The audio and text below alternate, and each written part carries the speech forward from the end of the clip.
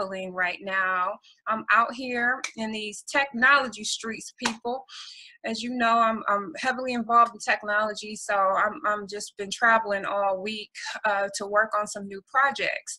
However, I saw an interview with Kiana Nije, or I heard an interview with her that Tariq Nasheed posted, and I've been seeing this story all around, but once I heard that interview, it kind of gave me a little perspective. Like I said, I've been busy all week. I know this story probably broke, several days ago, but I wanted to hit on this because for me, she brought out a very important perspective that as a Black community, we really need to grab a hold of.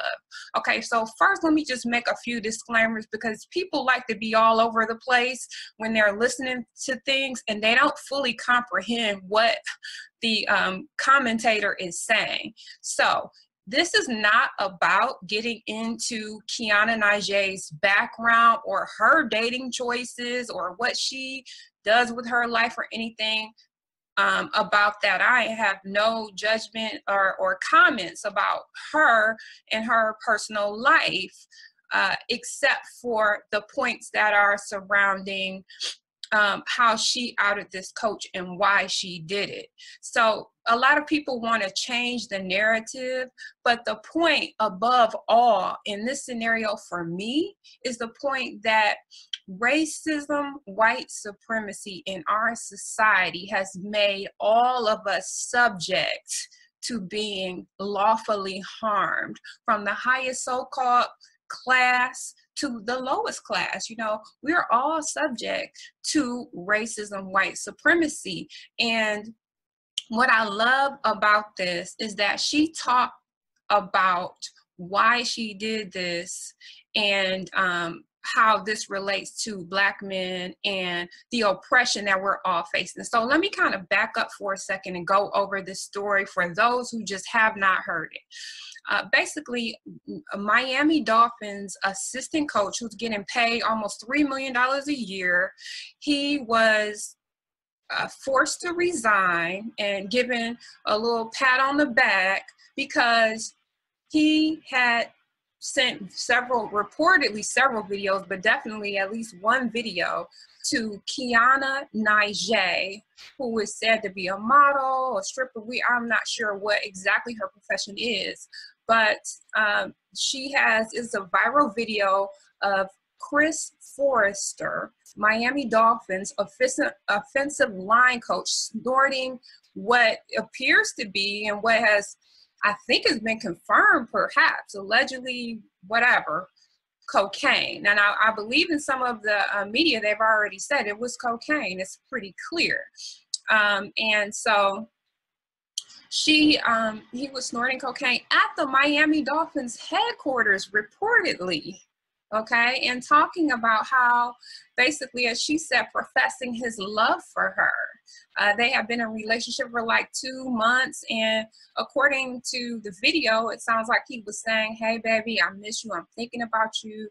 When, as he's snorting this cocaine, or what appears to be cocaine, he's saying how much he loves her, he's thinking about her, whatnot.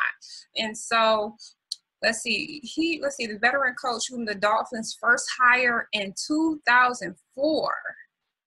So now her statement is that white people are mad at her. I'm just going to read her exactly what her statement is. The white people mad at me like I forced blow, or what she's meaning cocaine, down this man's nose, like I recorded it on the low. No, those are his habits, and he recorded himself and sent it to me, professing his love. So quick to make excuses for him, but will roast a minority player over an anthem, dog fights, weed, domestic issues, whatever. So she goes on to say in some of her statements that basically, let's see here. Give me 1 second. She says that now, after her statement saying that they're quick, I guess she means the media or white people, or she says white people, are quick to make excuses for him, but will roast minority players or black players over an anthem, dogfight, weed, domestic issues. But y'all keep saying all lives matter. STFU.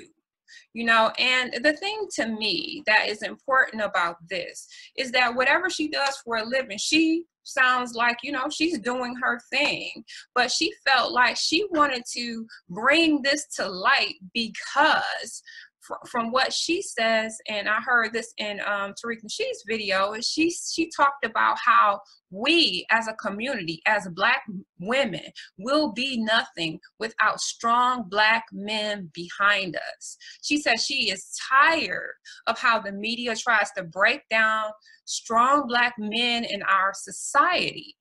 I love it because it's true. You know, as a Black woman with a husband, with 2 sons, I feel the pressure that society is placing on our community because they are constantly demeaning the image of the Black man, the Black woman, and the Black child too, and the Black community as a whole. But like she said, I know that we need strong Black men in our community, and we need to uplift their image, and we need to believe in them, and we need to protect them because they are our only protection and defense. Am I trying to say that there are no Black people or Black men who do anything wrong or have any problems? Sure, there are.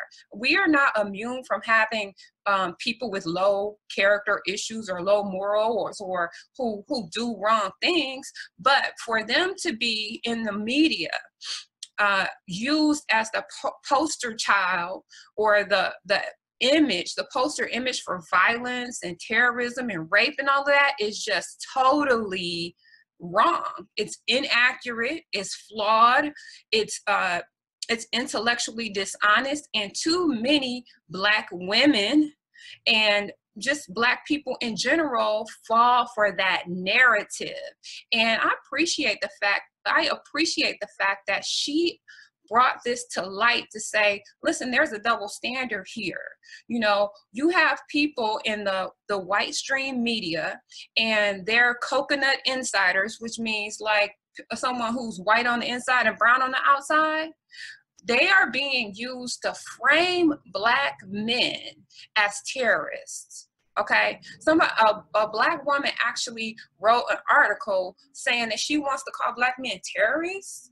Another so-called Black person, a coconut, wrote an article talking about how Black men are the white men of our society. You know, how can you compare Black men to people who go into schools and shoot up children for no apparent reason, just because it was like the fun thing to do, or shoots 500 people in a crowd, just people you don't even know? But yet the media always frames these people as, you know, wow, it's so sad, you know, like they're almost a victim. It's so sad. These people had a mental illness. Nobody saw this coming, and all of these things, which is normal. They have been complicit in this for hundreds of years. You know, racism, white supremacy could not survive without the media propaganda and the movies, the newspapers, the television shows, the radio shows, the textbooks, the scientific journals. All of these people are complicit. They're doing what racist white supremacists do. Hey, that's their thing. But my point in the matter is, what do we do? What do we do? This young lady took it upon herself to say that injustice, things like genocide, legal crimes against humanity that are being committed around the world against Black men and Black people as a collective is wrong. Let's look at this. Let's examine this. While you're talking about an anthem and people kneeling, you have these so-called NFL coaches, you have other NFL players doing the most heinous They're out here doing the most. This dude is at the Miami Dolphins headquarters office reportedly snorting an illegal substance. He doesn't even get fired. He doesn't even get blasted in the media. They're talking about how, oh, he needs to get help and we want to blah, blah, blah. Like she said, and I love how she put this, she said that a Black man takes chances with his life when he leaves his home, while a white man, when he leaves his home and comes back, he probably has a higher credit score. We know this, but she wanted to do something about it. And that is the thing that I really appreciate about her. And the fact that, you know, I mean, I do expect racist white supremacists to come out against her because, you know, that's just what they do. But Black people to try to just, you know, make it like, you know, to put her down when she's trying to defend really the Black community. Whatever else she gets out of it, she gets out of it. But the point is that she is showcasing the fact that the NFL and other sports are basically run like a major plantation. You know, someone else pointed it out that, you know, basically what's going on is they are making billions upon trillions of dollars off of Black men and their talent and all of their abilities, you know, just their image, their swag, all of that. They're making billions of dollars off of that, while at the same time telling them that they must not speak about any injustice that's being done against them and or their people, and at the same time defaming them in the media. You know, these sports companies, these sports media companies, they trash Black men all day. They put other Black men on there to say the most horrible things about Black men. If a Black man jaywalks, they will run that tape 50 times over the news cycle or over weeks and months. Okay, but a situation like this, they're going to, you know, just sweep it under the rug, and they're going to make this white coach more of the victim. You know what I'm saying? And that is the thing that we have to say, no more of this kind of stuff. You know, this man, to me, it seems like if he was snorting cocaine on the job, at his job, on video, that he should be put in jail. But what the hell? They could kill a Black man on video and nothing happens. So what do you expect? You know, racism, white supremacy is going to stay on call all day and all night. But what do? Do we protect our own? Are we offended even by racism, white supremacy? Are we aggressively offended by this?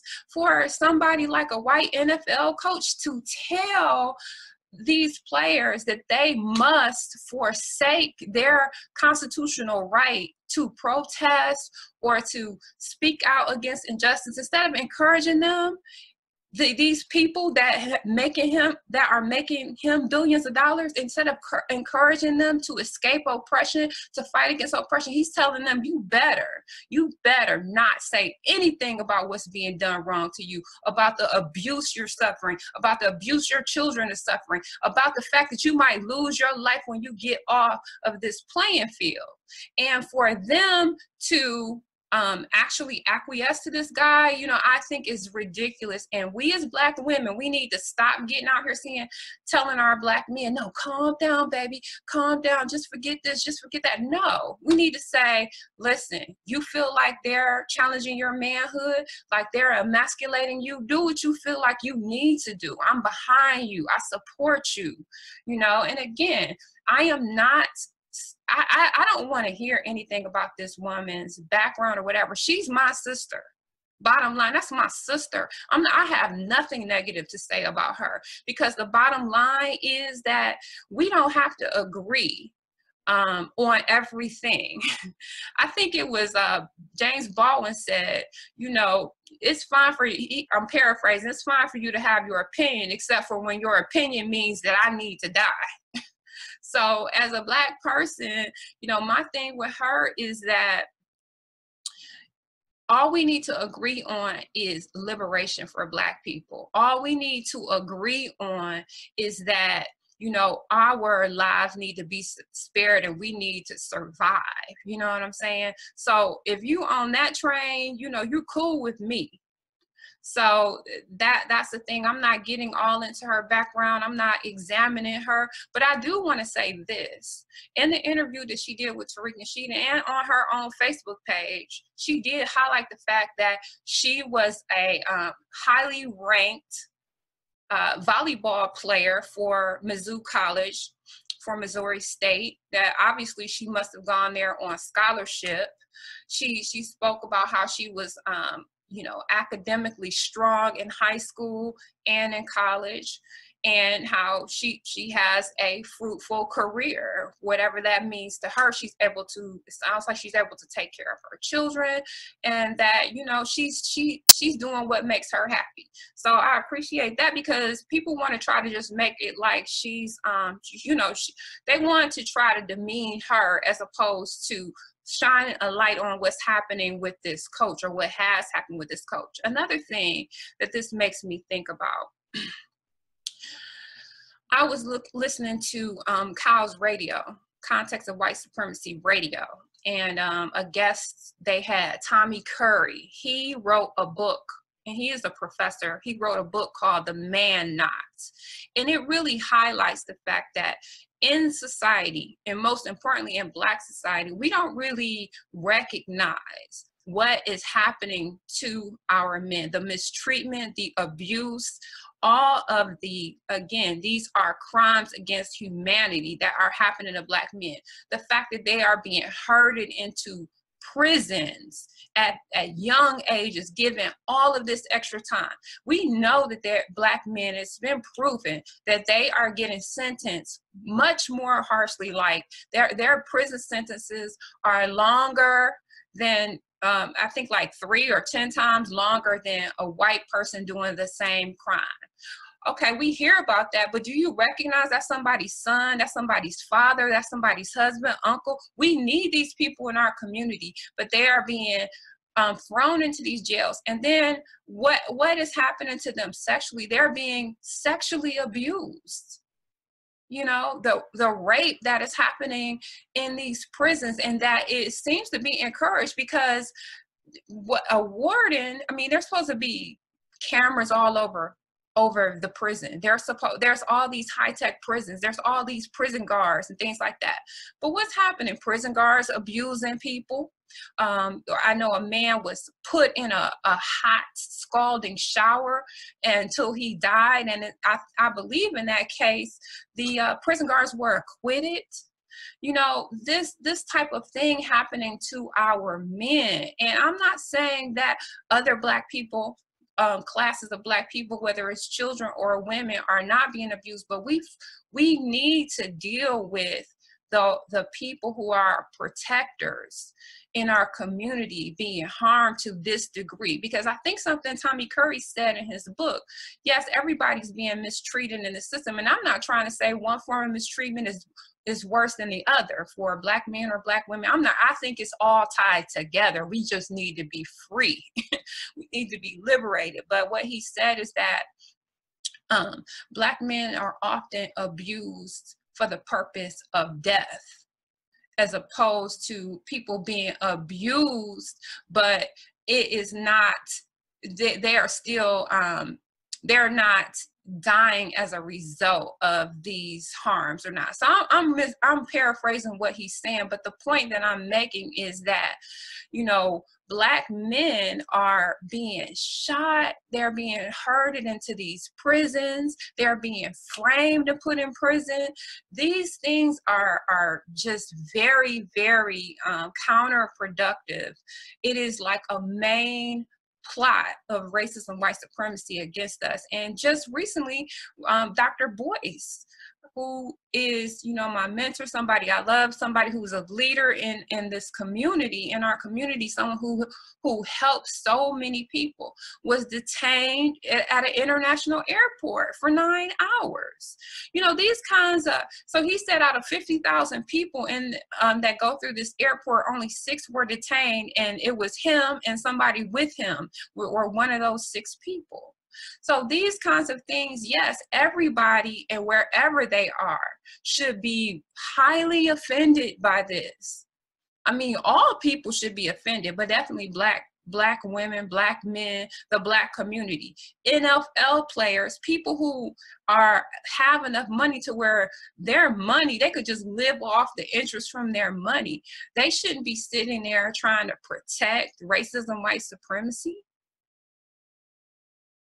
You know, and then look at the fact that the black coaches who were so-called committed a fraud, like these assistant coaches, you know, all these black men, they get called out for fraud. But what about the other coach he was fired, but I didn't hear he was being put up on charges. You know, coaches like, I think his name is Joe Paterno, and the other coach that was molesting children. I'm not saying Joe Paterno was molesting children. I'm saying that it appears that he had knowledge of this going on for years and years and years. You know, these kinds of things, people who are aware, Black people who are aware of these types of things, are in a position to fight against these kinds of things, need to come out like this young woman did.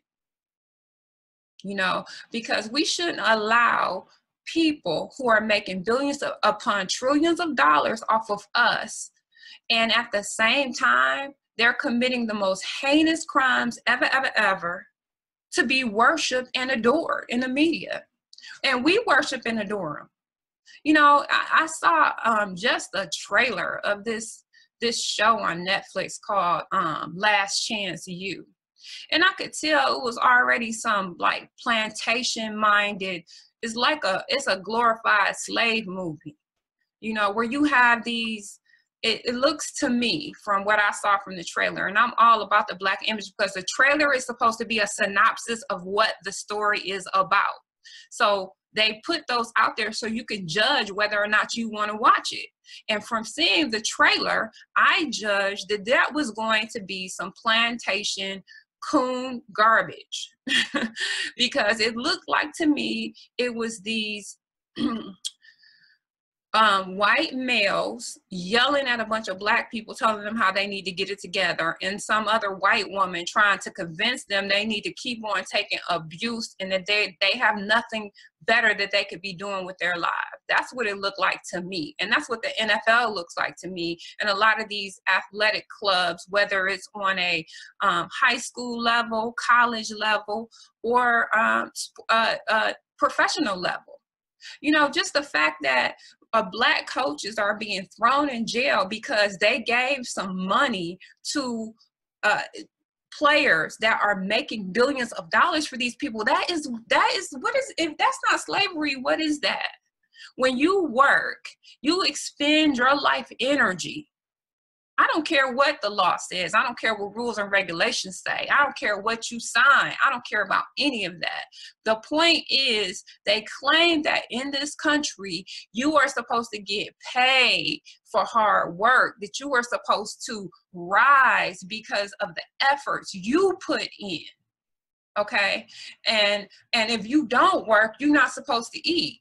But yet we have Black sports, or yes, we have Black athletes out here on these fields, these campuses that are multi-million-dollar campuses that a lot of Black people can't even get, you know, go to. And then if they do go to the colleges, they get mistreated. Auburn, the 3 girls at Auburn who were assaulted on the bus by white players, but then they were charged with crimes and convicted of crimes.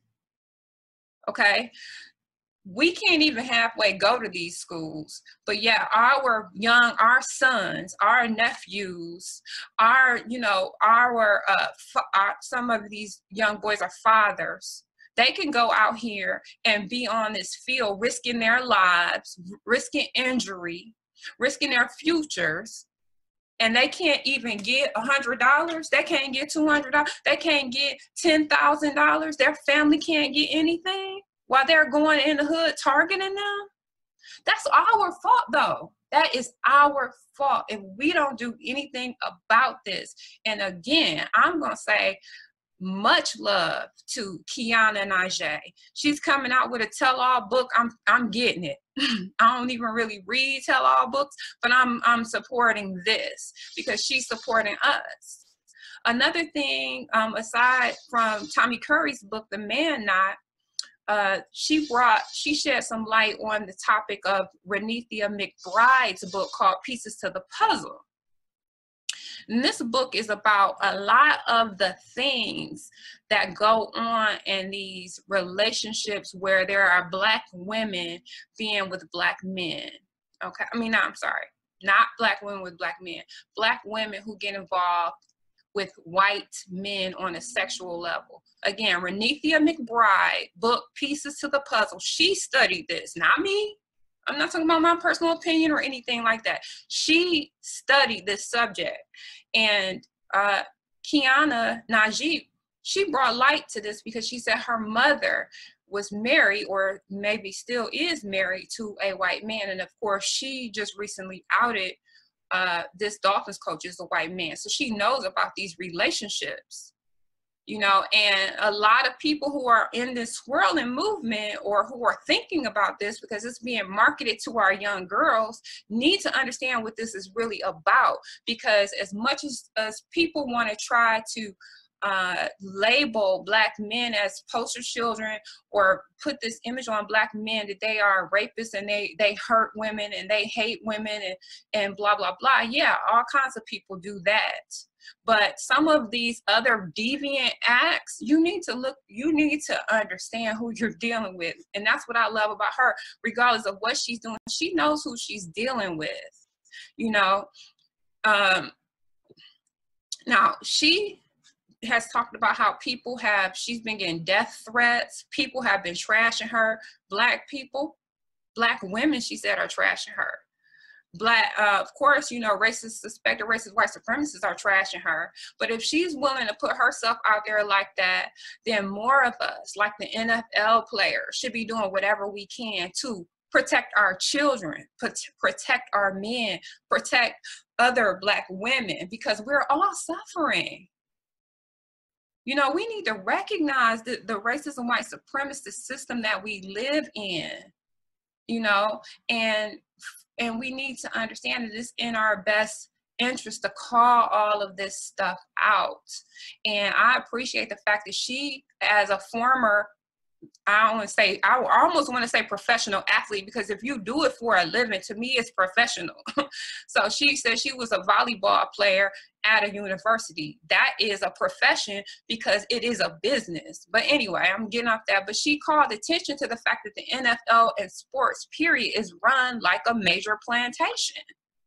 And this is a huge commodity in this country. And because we need to get some type of help as Black people who are suffering and going through so much, we need to hold these people accountable. We need to let people know what is happening with us. And again, that's what I appreciate about her.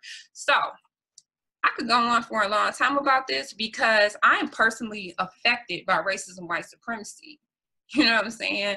And I am adamant about making sure that these types of injustices, I'm not going to just endure it silently. And, so again, I just have a lot of love for this young woman and other people like her who take time out of their life and out of their day to highlight the system, the injustices that we are dealing with all the time. Again, Shaquita Graham here, founder of blacktechlab.net. You can learn about building six-figure tech careers for free. I did what a lot of people are saying is a great and informative webinar at blacktechguide.net. Listen, I love you guys. I appreciate you. Thank you all for